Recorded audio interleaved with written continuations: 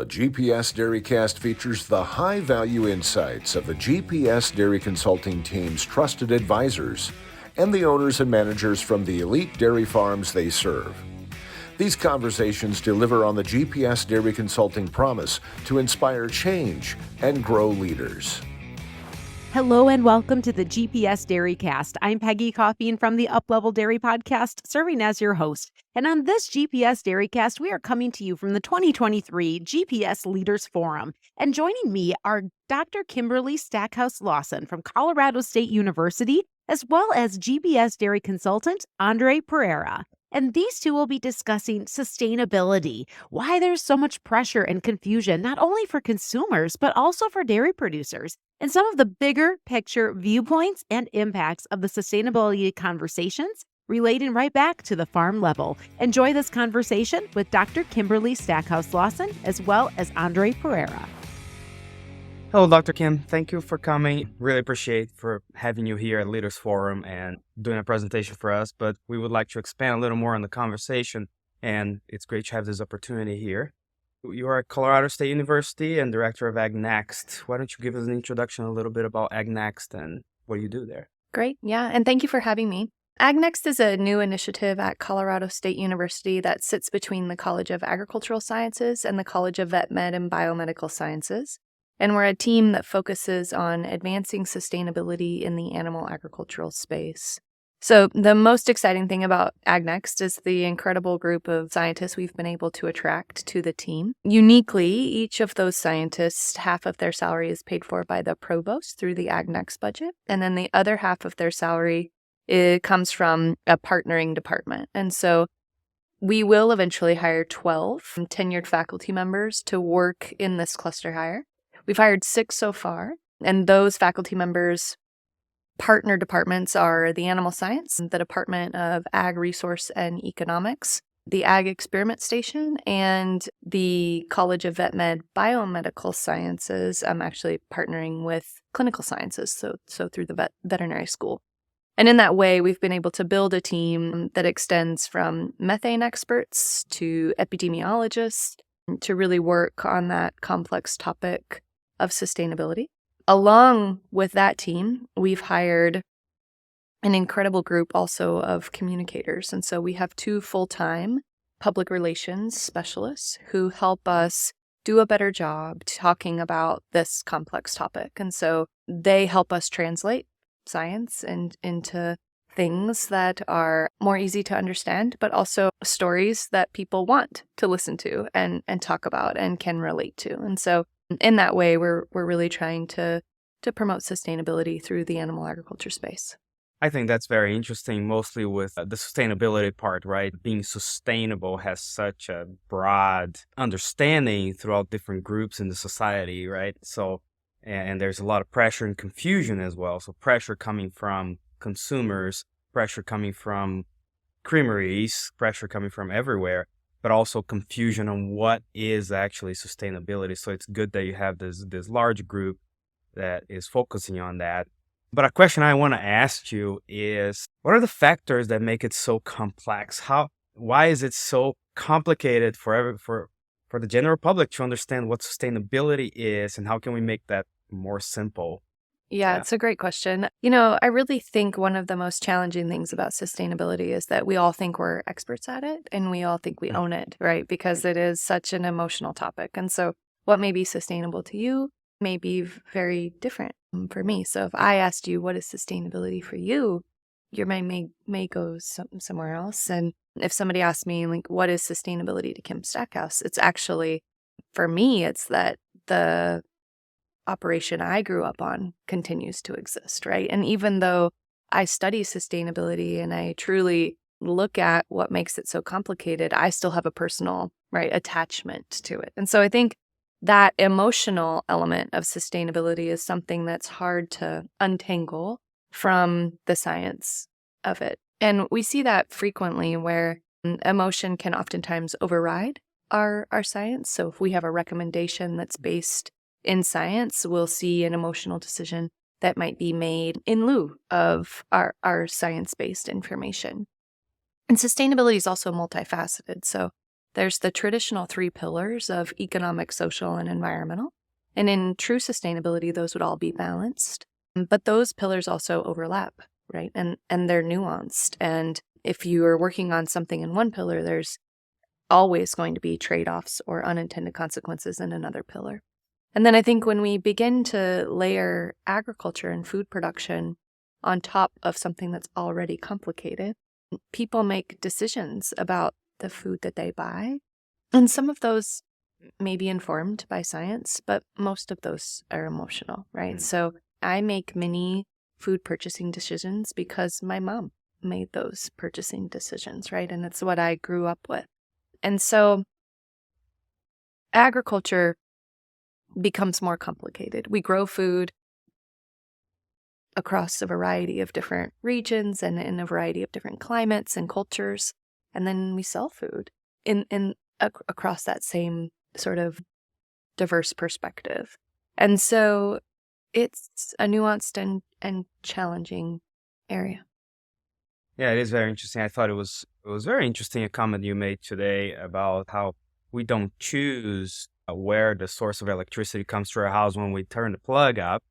But when we go to the grocery store, we can actually choose what food we will buy, right? And with all the options we have. So I thought that was a fantastic comment. Yeah, the example that I use in the energy sector is because the energy sector always wants to say that they have it the worst. and their job is hard. Sustainability is hard everywhere.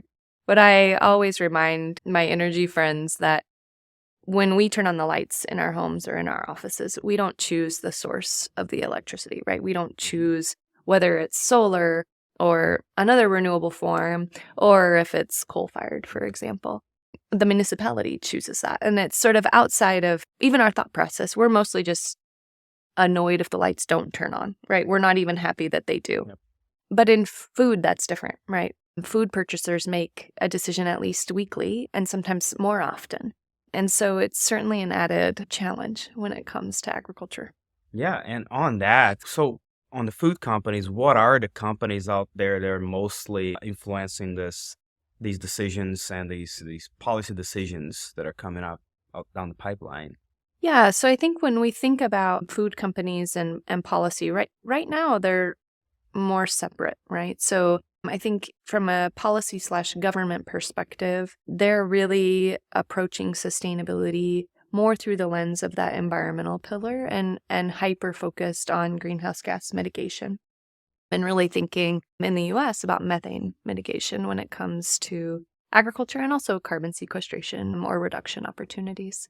On the company side, they've been working in sustainability for so long and truly across all three pillars, right? And oftentimes when you look at those corporate sustainability reports, the data collection is actually the deepest in the social pillar around people. And that's actually where sustainability in the corporate space began. It began on the people side. And sustainability for corporations and companies is really about risk mitigation. And that's really fun to do for a company.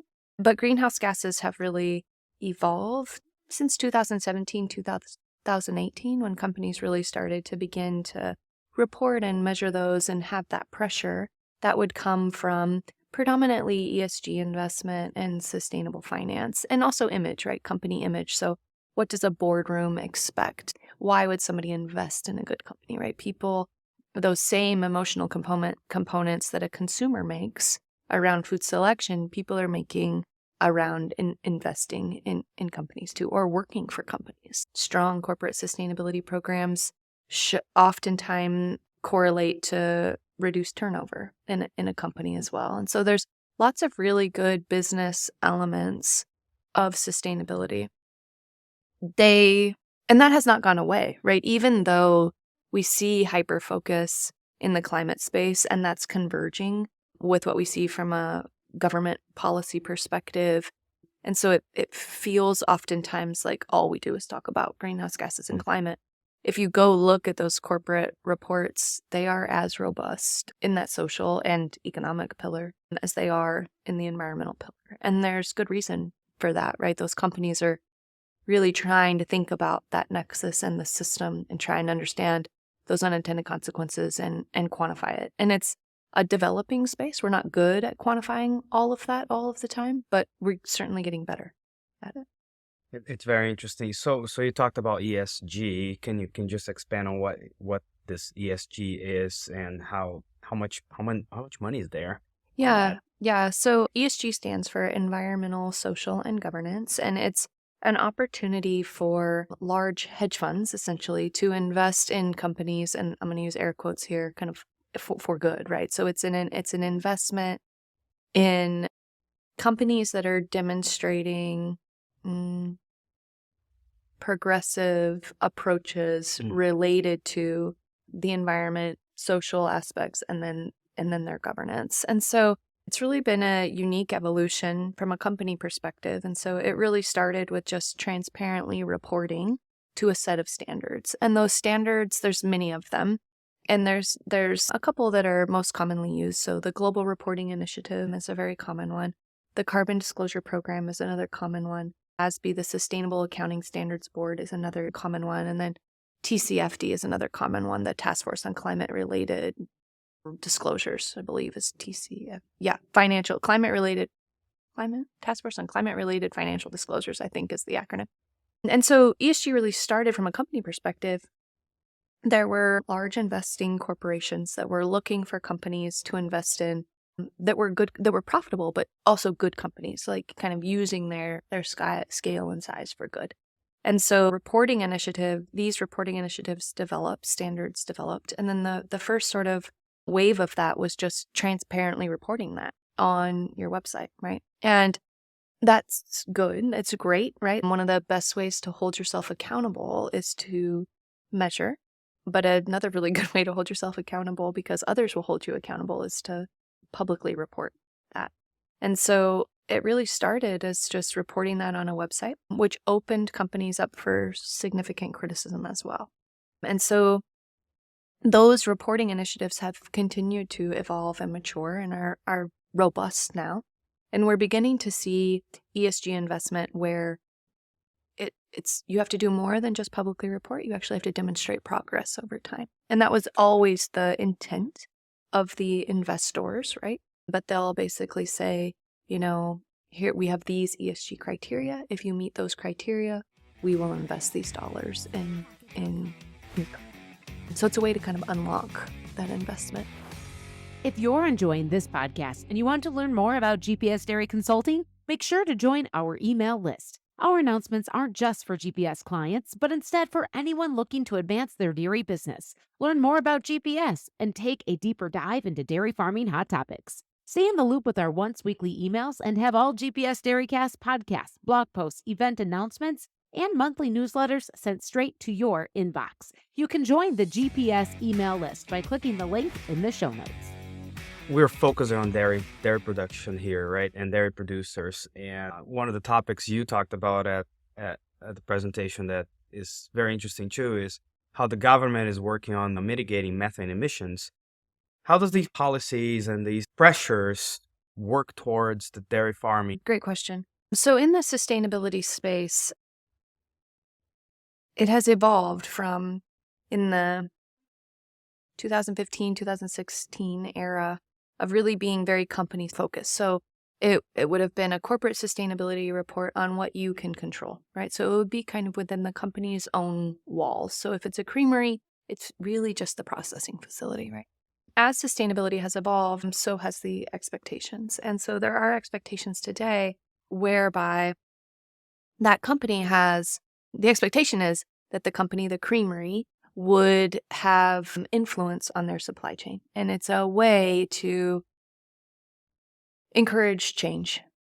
And change is hard, right? Because there becomes all these questions around change, around like, is change needed? Is change bad? Are we changing because we were bad? Are we changing for good, right? And I don't think that was ever, I don't know the intent, but it's hard to say what the intent was of kind of going into the supply chain. But there's certainly those expectations today.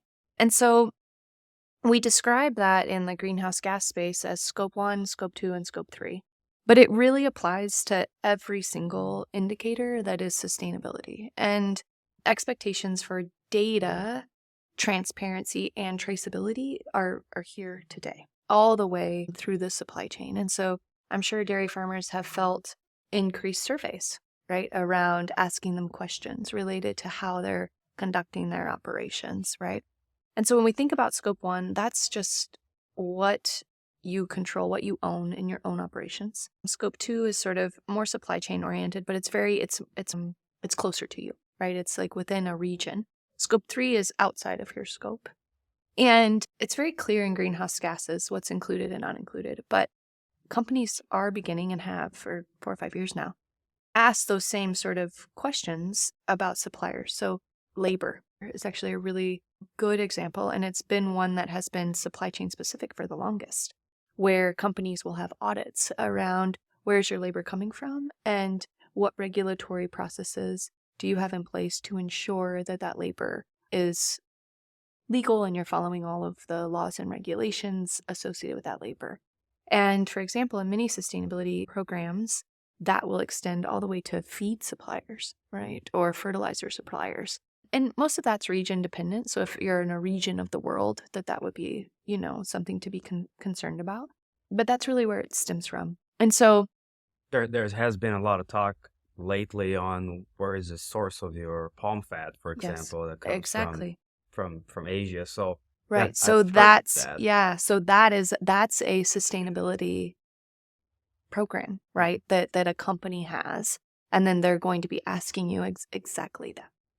So you think farmers just have to keep better records, or they're going to be asked to keep better records about everything they do? I think we will. I think data will be power. Data will be key. And somehow we have to make data, and it's very close, right? Making data less costly and less challenging to send up and down the supply chain, right? But a true focus on data collection and AI and using AI in a way to help answer some of these questions, I think will be part of the future.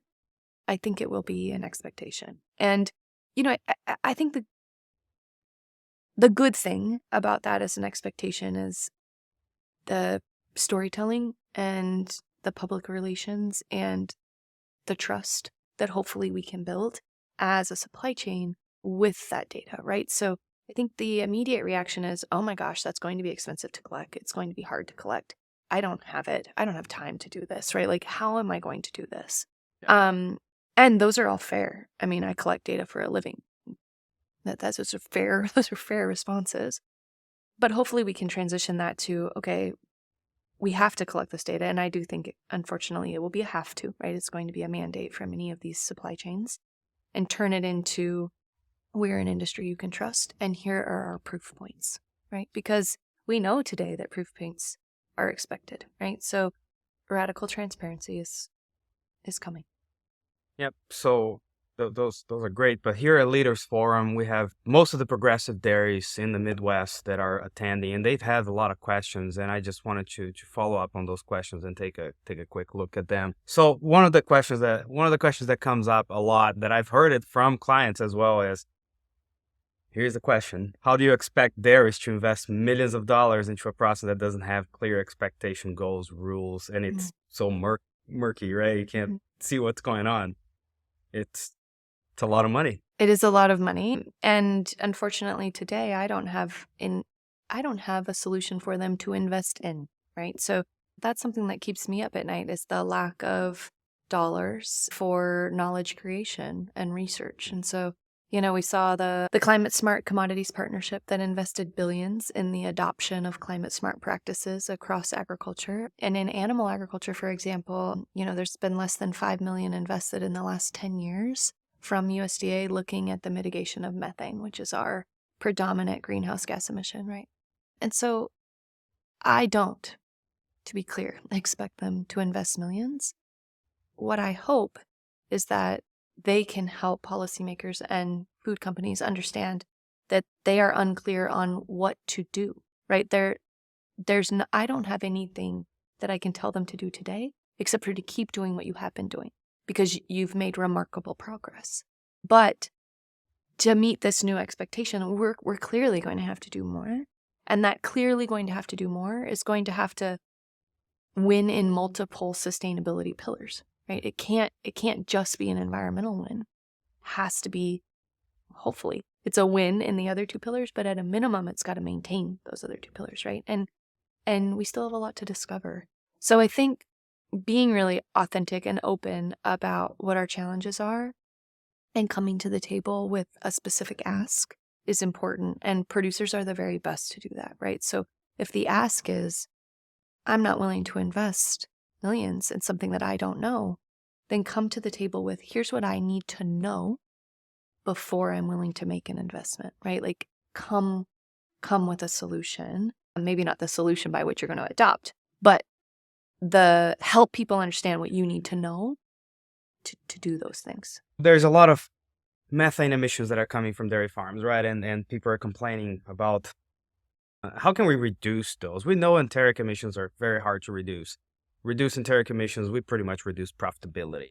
And we just have to reduce milk production or beef production, right, to do that. So we know that most of these emissions come from greenhouse gases in dairy farming, but where can a farm actually right now say, okay, I'm going to act to try to reduce my greenhouse gases without actually reducing my profitability? Mm-hmm. What do you think there? Mm-hmm. Great question. So I think, right, when we look backwards into time, we have continued to reduce the footprint of milk. So even if greenhouse gas emissions have gone up, we're producing more milk. And that footprint of milk is certainly going down, right, from a resource use efficiency perspective. And so the things that we do from an efficiency aspect on the dairy farm related to the cow are exceptionally important. Reproduction efficiency, feed efficiency, mortality, morbidity, right? Getting those sorts of very animal management focused aspects of the farm dialed in right are absolutely critical. Another thing that is going to happen with the adoption of more digesters is that the emissions from lagoons and manure management will go away, right? So there is going to be a reduction of greenhouse gases that are going to come just from capping for lack of a better word, right? That open anaerobic digester, right? So that will certainly help. Other things, thinking about diet efficiency, thinking about diet in an important way, right? Making sure that the animal from a nutritional micro and macro nutrient standpoint is as energetically as efficient as possible is really important because there's also a footprint that comes from feed production, right? So that if we can reduce that, that's really important. Thinking about appropriate fertilizer application on the cropping side of the business is very important. So are we truly optimizing the nutrients that the crop needs from a land perspective? Because there's quite a bit of nitrous oxide emissions that are coming from cropping production systems, right? So there are things we can do now that we have been doing, but there's new innovations related to efficiency, right? But it's all around that nutrient efficiency standpoint. And of course, there's new market opportunities that will come. There's going to be methane modifiers that will hit the market that we can test. And if there's economic incentives to implement those, hopefully the research will catch up enough that we'll feel confident in that methane and profitability question, and ultimately methane and milk production and methane and reproduction efficiency and methane and all of the other health aspects of the dairy cow that we care about.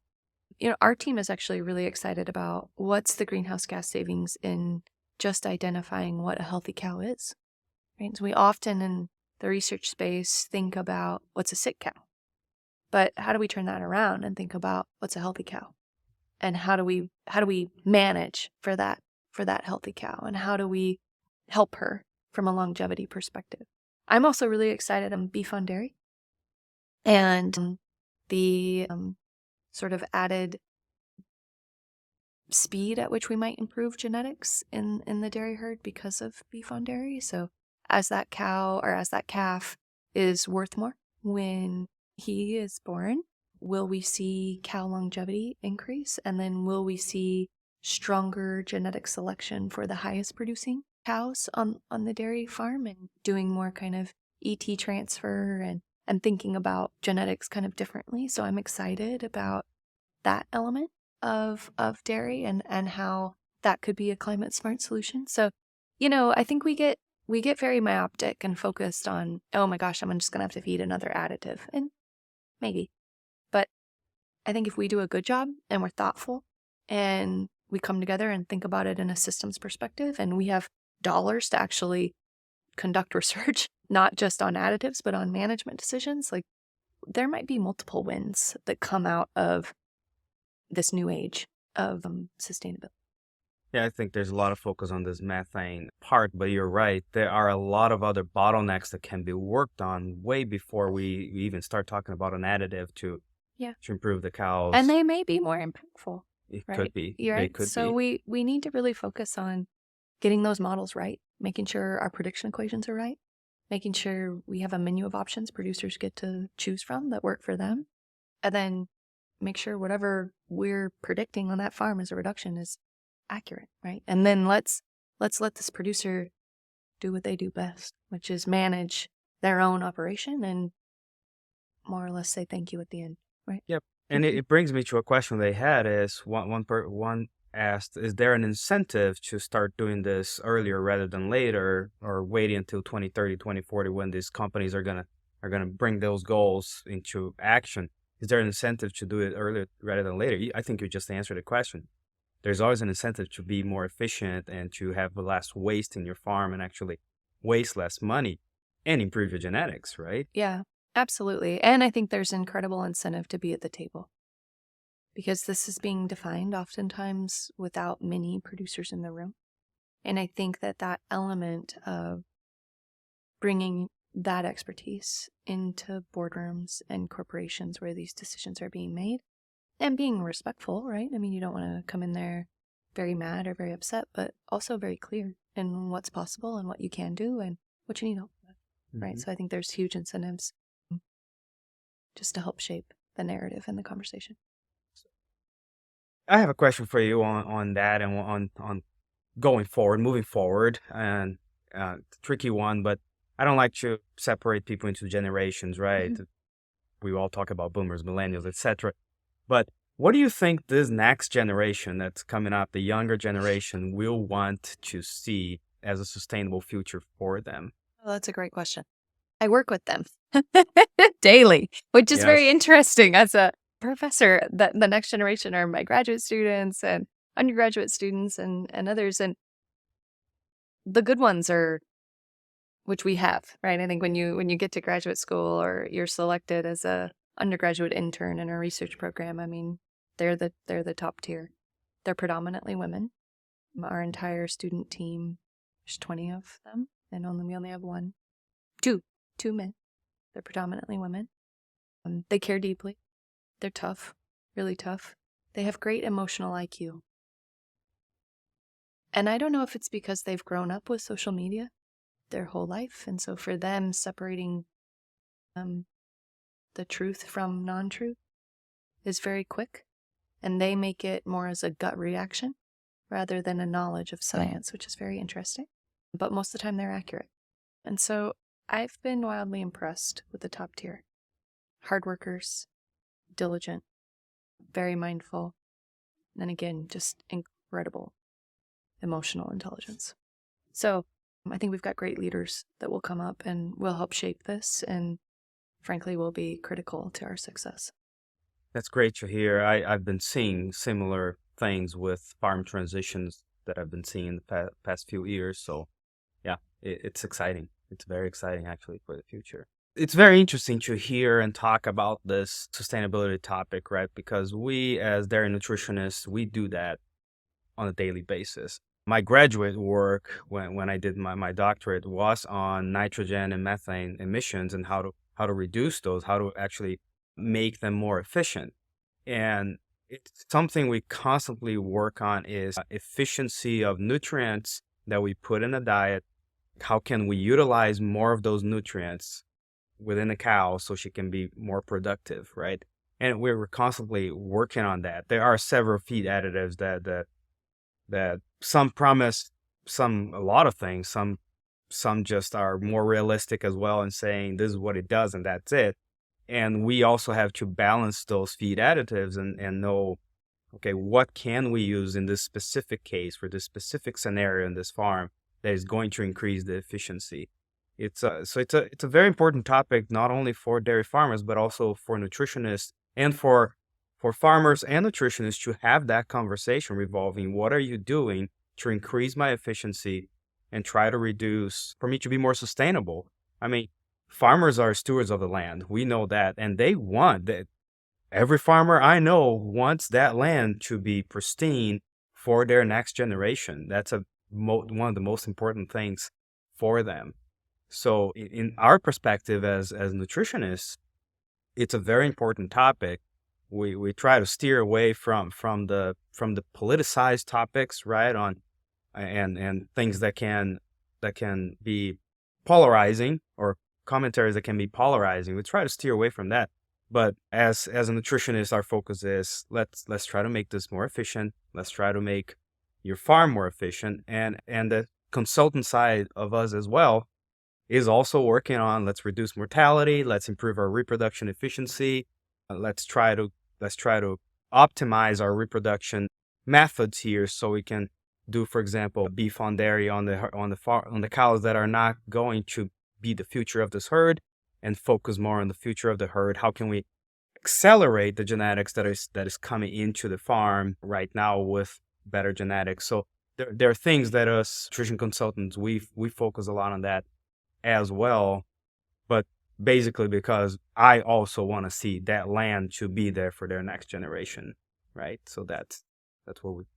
Dr. Kim, thank you so much for being with us today. We really appreciate your presence. We appreciate your knowledge. Great presentations at the Leaders Forum, and it was awesome to have a conversation with you.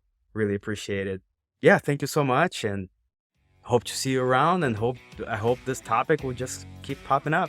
Awesome. Thank you. Thank you for having me. You just heard from Dr. Kimberly Stackhouse-Lawson from Colorado State University, along with GPS Dairy Consultant Andre Pereira on this topic of sustainability. This was covered at the 2023 GPS Leaders Forum in a conversation called Sustainability. Why is there so much pressure and confusion? And the two of these folks have answered these questions for us today. Thank you for joining us on this GPS DairyCast. I'm your GPS DairyCast host, Peggy Coffeen from the Uplevel Dairy Podcast, and thank you for listening. The GPS DairyCast features conversations that deliver on the GPS Dairy Consulting promise to inspire change and grow leaders. If this GPS DairyCast has you looking for more ways to become an elite dairy producer, find more information in our show notes on how you can add a GPS advisor to your team.